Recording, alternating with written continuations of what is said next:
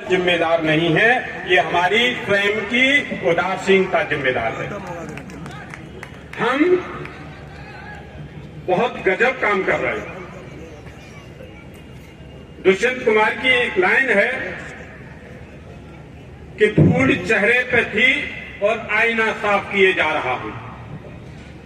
भाई, धूल तो हमारे चेहरे पे लगी हुई है और हमको भ्रम है कि आईना गंदा है। असल में आईना गंदा नहीं है। अगर सही परिणाम सामने लाने हैं, अपने को सत्ता और शक्ति का वापस केंद्र बनाना है, तो आपको जागना पड़ेगा, हमें जागना पड़ेगा, हमें जगाना पड़ेगा, बार बार जगाना पड़ेगा। और उसके बाद हम ये बात कहें कि हमको कुछ नहीं मिल रहा। अरे भाई, हम कुछ नहीं ले रहे, हम स्वयं नहीं ले रहे, हम उसके लिए वो प्रयास कर रहे हैं क्या? इस बात का चिंतन करने की आवश्यकता है। मिटा दे अपनी हस्ती को अगर कुछ मर्तबा चाहे, कि दाना खाक में मिलकर गुले गुलजार होता है। दाने को पहले मिट्टी में मिलना पड़ता है, खाक में मिलना पड़ता है, तब वो अंकुरित होता है। हवा और पानी मिलती है, सूर्य का प्रकाश मिलता है, वो पुष्पित होता है, पल्लवित होता है, फलित होता है, और एक दाना लाखों दाने हमें देता है फल के रूप में। यहां विचार करने की आवश्यकता है कि क्या हम उस दाने की तरह खाक में मिलने का प्रयास कर रहे हैं? सत्य यह है कि हमारा समाज मैं, मेरी बीवी, मेरी पत्नी और मेरे बच्चे तक सीमित हो गया। छुट्टी के दिन भी वो चाय की चुस्की लेके घर में पड़ा रहेगा, अपने समाज के सामाजिक कार्यों में आने में के लिए वो जहमत नहीं उठाएगा। जब आप बाहर नहीं निकलेंगे तो भाई आपको घर में परोसने कौन जाएगा? कौन सी पार्टी जाएगी? कौन सी सरकार और सत्ता जाएगी? ये पूछिए स्वयं से, बार बार पूछिए। आत्मविश्लेषण करने की आवश्यकता है। ये बात कटु है, लेकिन सत्य है, और सत्य है, और सत्य है। इसलिए मेरे भाइयों, जो आज अरुण जी ने इतनी मेहनत करने के बाद, घर घर दस्तक देने के बाद जितने लोगों को जगा सके, और जो लोग जग गए उनको मेरा बारंबार प्रणाम है, शत शत नमन है, सतत नमन है। और आगे एक विनम्र अनुरोध भी है। वो अनुरोध ये कि आप तो जाग गए, अभी काम इससे चलने वाला नहीं है। आज हम न केवल राजनीतिक परिदृश्य पर उपेक्षित हैं, अपितु अगर देखा जाए तो हम हर क्षेत्र में उपेक्षित हैं। हमारी अपनी समाज में भी पड़ोसियों के साथ कोई वाइस नहीं है। आज जो दिखता है वो बिकता है। हम नहीं दिखते, हम चेहरे नहीं गिना सकते, क्योंकि हम घर से निकल नहीं सकते। तो राजनीति में जाने का तो स्वप्न नहीं छोड़ देना चाहिए। हमारे आदरणीय जनों ने जो चिंता व्यक्त की है, वो चिंता ही बनी रहनी है, ये पक्का समझ। इसलिए जागिए, जगाइए। मैं भी चलूंगा, मेरा परिवार भी चलेगा, मेरे बच्चे भी चलेंगे, कि बात अस्तित्व की है, बात अस्मिता की है, बात कायस्थ समाज के गौरव की है, आपके निज गौरव की है। और ये भाव जब आ जाएगा, तब हमारे सब बच्चे, युवा, बालक, बालिकाएं, महिलाएं, पुरुष घर से बाहर निकलकर अपने अस्तित्व की खातिर अपना अधिकार प्राप्त कर सकते हैं। मैं, हमारे बीच में ऐसी शख्सियतें बैठी हैं, मैं आपके सामने बात रखना चाहूंगा, शायद आप प्रेरित होंगे और आप आश्चर्य मानेंगे कि समाज को जगाने के लिए हमारे बीच में एक ऐसा अग्रदूत राष्ट्रीय अध्यक्ष के रूप में हमारे बैठे हुए हैं कि जब पूरा देश नहीं, पूरा दुनिया अपने घर में ताला लगाकर बैठी हुई थी, कोविड के समय, कोरोना के समय, सब डरे हुए थे, सभी भयातुर थे कि हाय हमको कोरोना न लग जाए, हाय हमको कोरोना का संक्रमण न हो जाए।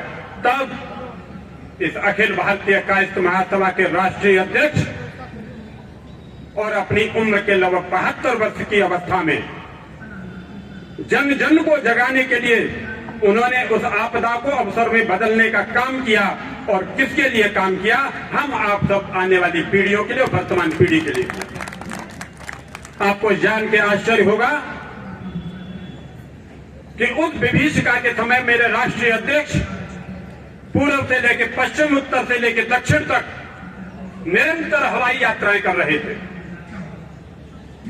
और केवल यात्राएं नहीं कर रहे थे, क्योंकि हमारा समाज भी पीड़ित था, अन्य समाज भी पीड़ित थे। वो राजनीतिक परिदृश्य से आते हैं, लेकिन सामाजिक अवधारणा और सामाजिक चिंतन उन जैसे व्यक्तित्व के बराबर मैं नहीं समझता कि भारत के किसी नेता के पास है।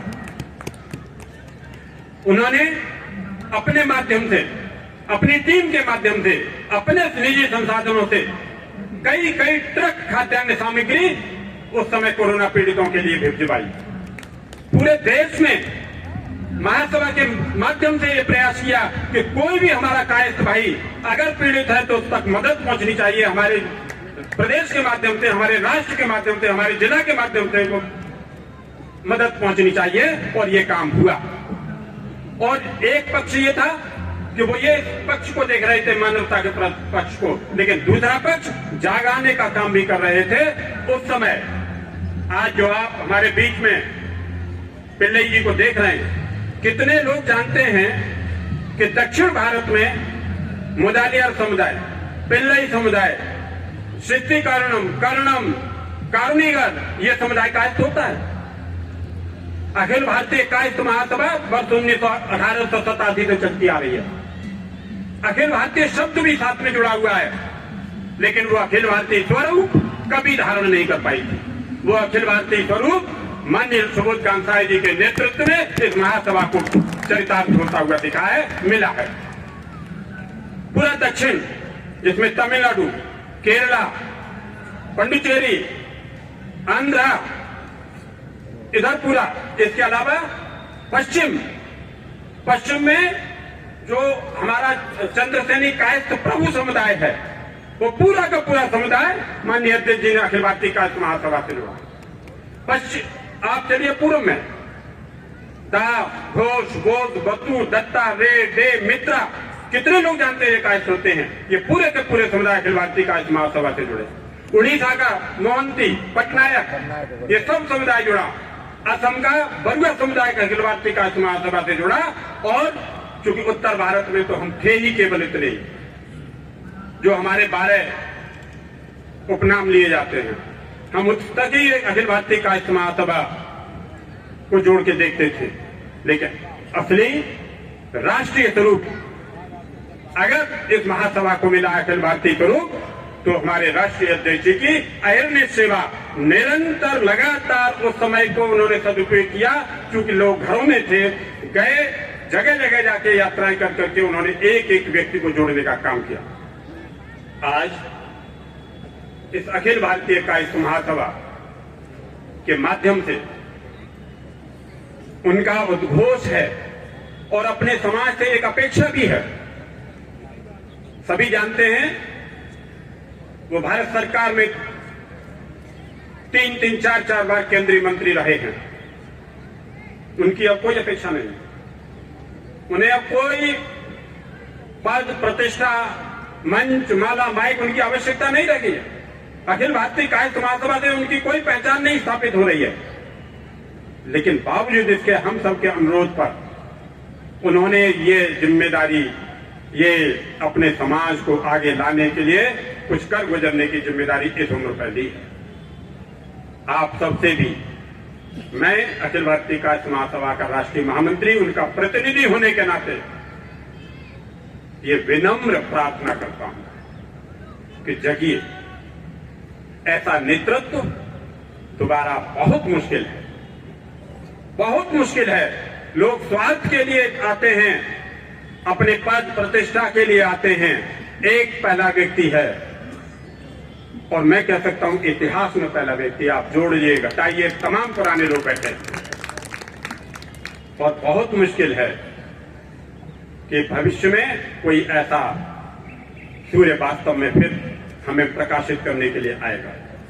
इस समय का सदुपयोग करिए, जागिए और प्रयास करिए कि निरंतर अपनी जहां जो लोग बैठे हैं, और इस समय इस मंच पर जितने पदाधिकारी बैठे हैं, जिन्होंने अपनी पीड़ाएं तो कही हैं, अपनी स्वयं की, अपने छोटे से क्षेत्र में क्या कर रहे हैं वो बात कही है, लेकिन मैं बीइंग राष्ट्रीय महामंत्री इन बातों से कतई अभी संतुष्ट नहीं। और मैं अपनी टीम को इस बात के लिए आज मैं ये चाहूंगा कि ये संकल्प लेके जाएं कि ये काम ये इन्होंने अगर जिम्मेदारी ली है तो जन जन तक को जगाने का काम आप सबको करना है। भाषणबाजी से नहीं, जन जन तक पहुंचने होगा ये काम, भाषणों से नहीं।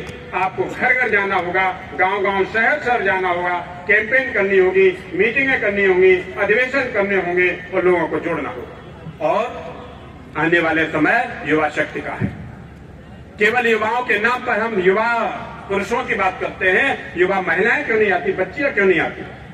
बार बार राष्ट्रीय अध्यक्ष जी कह रहे हैं कि हमारी 50% की आबादी में कोई स्टेज पर नहीं है। ये शर्म की बात है।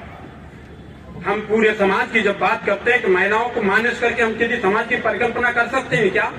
हम अपनी बेटियों को माइनस करके किसी समाज की कल्पना कर सकते हैं क्या? तो जो नहीं कर सकते तो उनका प्रतिनिधित्व मंच पर क्यों नहीं? ये विचार करना पड़ेगा और मंच खाली करना पड़ेगा। मंच पर जगह देनी पड़ेगी और मंच पर जगह केवल शोभाकारी नहीं, एक्टिव रूप से उनका पार्टिसिपेशन प्राप्त करना होगा, उनकी पूरा भागीदारी प्राप्त करनी होगी, उन्हें उनका मिलने वाला पूरा सम्मान देना होगा। ये महासभा की संस्कृति में जोड़ना होगा। लंबा हो जाएगा, बात बहुत है, लेकिन बात को खत्म करूंगा। माननीय राष्ट्रीय अध्यक्ष जी को अपनी बात करनी है, बस मैं एक दो लाइन बात करके कह के अपनी बात खत्म करूंगा कि अपने पुरखों की विरासत को संभालो। हम सब के लिए है कि अपने पुरखों की विरासत को संभालो, वरना अब की बारिश में ये दीवार भी ढह जाएगी। समझ में आ गई होगी, फिर पढ़ दे रहा हूं कि अपने पुरखों की विरासत को संभालो, वरना अगली बारिश में ये दीवार भी ढह जाएगी। अर्थात जो स्थिति है हम इससे भी नीचे चले जाएंगे। इसलिए मेरा बार बार अनुरोध है कि फिर वही कि तन दिया पीसा गया सुरमा बना तब काम का, तन दिया पीसा गया सुरमा बना तब काम का, प्रेमियों ने फिर उसे रखा द्रगों में प्यार से, प्रेमियों ने फिर उसे रखा द्रगों में प्यार से। इसलिए पिसने की आवश्यकता है। जो पिसा नहीं है रंग लाती है ना पत्थर पर पिस जाने के बाद। इसलिए पत्थर पर पिसना होगा, कसौटी पर कसना होगा, तभी कुछ बदलाव होगा, तभी परिवर्तन होगा, तभी समाज जगेगा और आप शक्ति के रूप में उभर कर सामने आएंगे। इन्हीं बातों को लेके मैं अपनी बात को विराम करता हूँ। आपका बहुत समय लिया, आदरणीय अध्यक्ष जी से माफी के साथ कि मैंने उनके समय में से ज्यादा समय ले लिया है। धन्यवाद। जय चित्रांश, जय चित्रांश, जय कायस्थ।